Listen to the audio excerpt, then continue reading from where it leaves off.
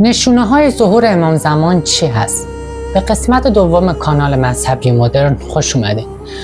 در قسمت قبل درباره امام زمان عجل الله و مشخصات میلاد و به دنیا آمدن حضرت و مفهوم منجی صحبت کردیم. اگر قسمت قبل رو ندیدید پیشنهاد میکنم ابتدا آن را ببینید تا موضوع بهتر دستتون بیاد.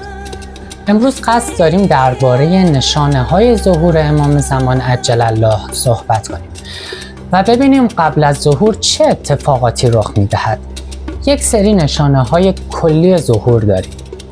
در روایات اسلامی آمده که قبل از ظهور نشانه‌هایی در دنیا ظاهر می‌شوند.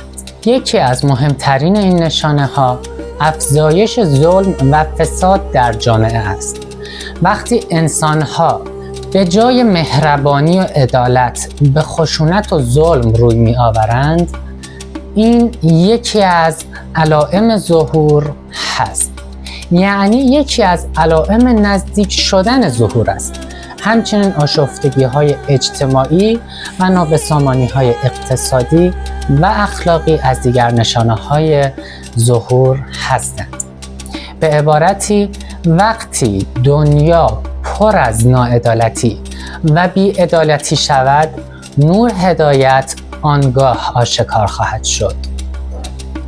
حالا دوست دارم از شما سوال کنم، آیا شما در زندگی روزمرتون نشانه‌هایی از بی‌عدالتی دیده این؟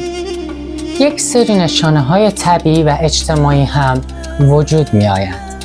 نشانه‌های طبیعی نیز در روایات اسلامی ذکر شدند.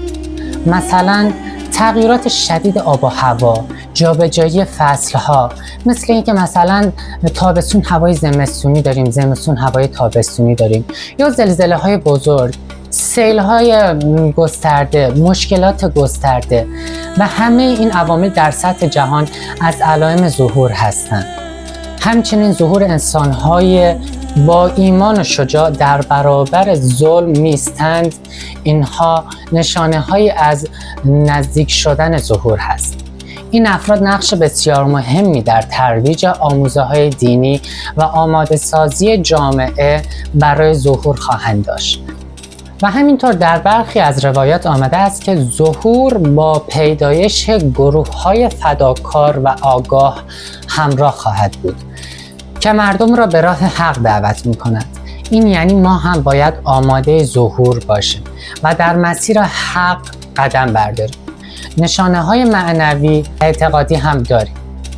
از لحاظ معنوی باور شیعیان این است که ظهور با دعای مردم و آمادگی قلبی همراه است.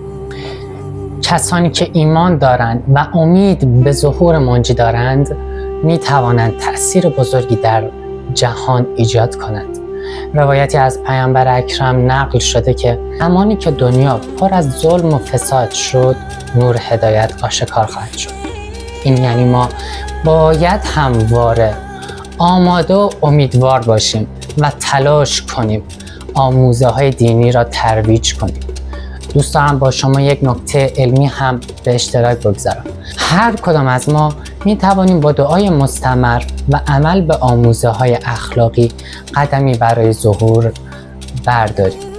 حتی کارهای کوچک مثل کمک به همسایه یا ترویج مهربانی، اینها اهمیت دارد. اینهایی که گفتیم اینها تنها بخش و جزئی از نشانه‌های ظهور امام زمان بودند. نشانه‌ها شامل فساد اجتماعی یا آشفتگی طبیعت و ظهور انسان‌های با ایمان هست. همه اینها ما را هشدار می‌دهند که آماده باشیم و ایمان خود را تقویت کنیم. حالا از شما می‌پرسم، شما چه نشانه‌هایی در زندگی خود یا اطرافتان مشاهده کردید؟ لطفاً در کامنت‌ها بنویسید تا همه ما با هم یاد بگیریم.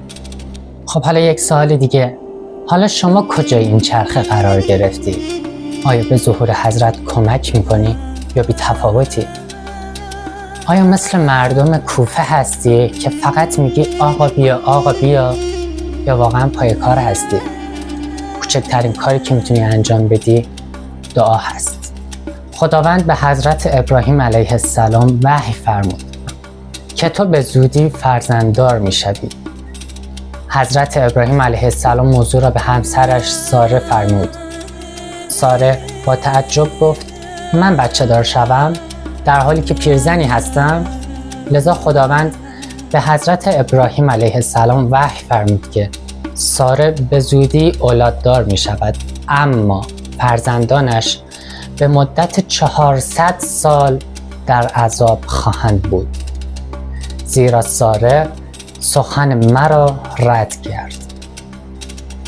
حضرت صادق علیه السلام در ادامه فرمودند وقتی که عذاب بر بنی اسرائیل طولانی شد، آنها 40 صباح به سوی خداوند زجه زدند و شیون نمودند.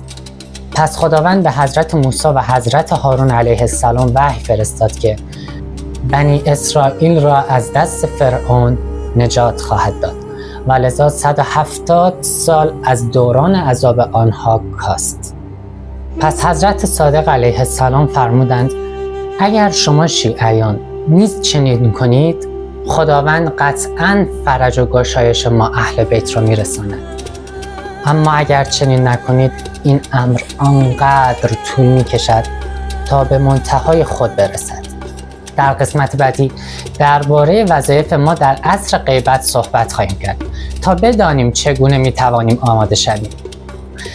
فراموش نکنید لایک و اسکرایب کنید و نظر خودتون رو درباره نشانه های ظهور در کامنت ها بنویسید. اللهم عجل ولیک الفرج. منتظر قسمت سوم باشید. اللهم کل ولیک الحجة ابن الحسن صلواتك عليه وعلى آبائه في هذه الساعة وفي كل ساعة وليا وحافظا وقائدا وناصرا ودليلا وعينا حتى تسكنه أرضك طوعا وتمتعه فيها